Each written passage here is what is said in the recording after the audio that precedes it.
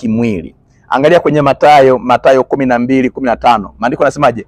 Makutano mengi wakamfuata. Walimfuata kwa nini? Kwa sababu kulikuwa na miujiza, ujue. Kulikuwa na mikate pale, kulikuwa na chakula cha bure.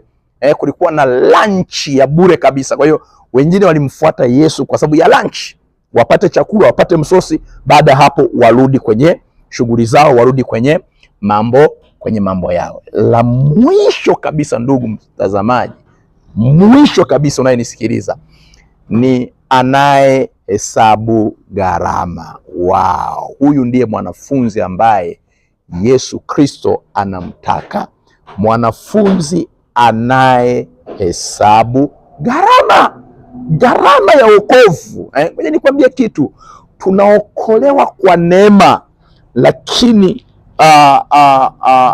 wokovu ni neema. Kumfuata Yesu Kristo ni gharama. Nirudie tena, wokovu ni neema, ila kumfuata Yesu Kristo ni gharama. Lazima ulipe. Hakuna shule ambayo haina ada. Hujanielewa bado? Hakuna shule yoyote ile ambayo haina ada, ambayo haina gharama. Haipo hiyo shule. Unapokuwa ni mwanafunzi, uko kwenye shule